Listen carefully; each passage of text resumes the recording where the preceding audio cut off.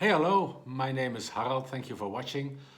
Today I'd like to talk about how to reach out after a major argument or a breakup. Let's say with a very good friend, family, or a partner. I'm going to give you 3 steps. At first, I would think for myself, do I really want to make up with this person? Do they add value really to my life? Because if this person has been belittling you, controlling you, not supporting you in your life, why would you let them in again? You deserve better. And of course, you might think, oh, I'm going to be lonely, and that might even happen for a very little bit. But when someone goes, you create room for a new one. And so you can be sure someone better will come along. Okay, but let's say you decided this person does have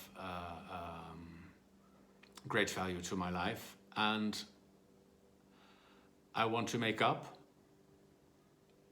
I would wait for a month at least.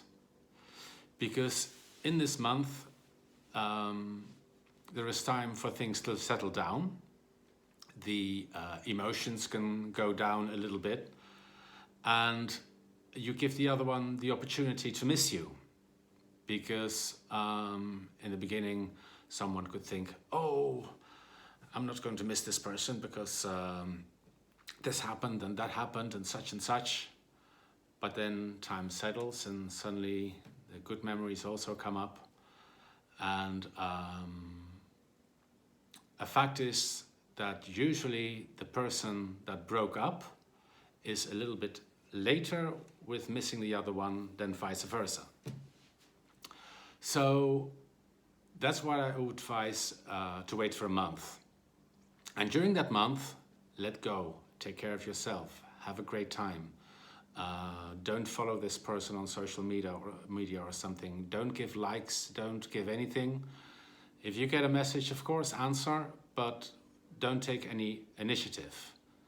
Because, again, you give the other one the opportunity to miss you if you don't initiate contact during that month.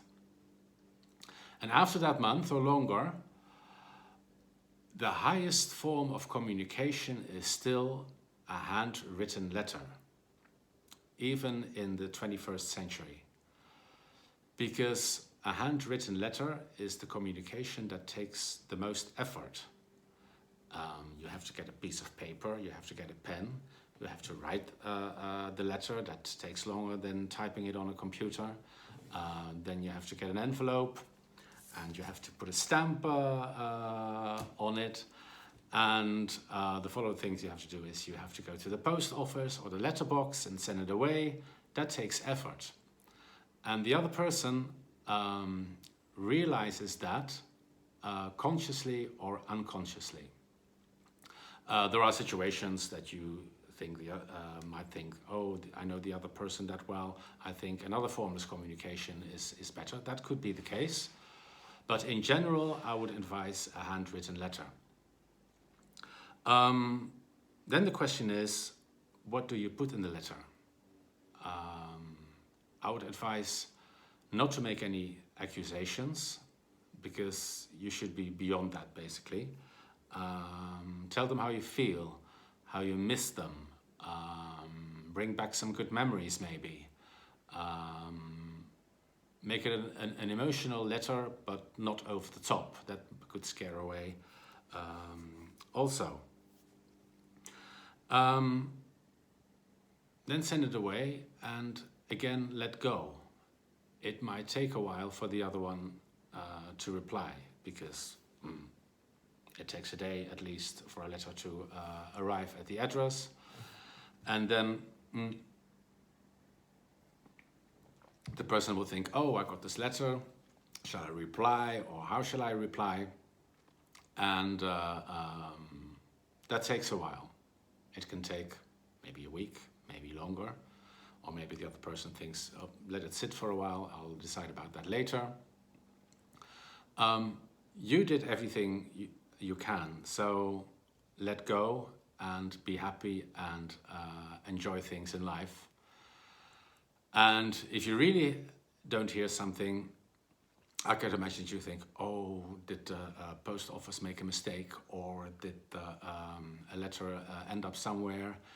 99% chance that isn't the case.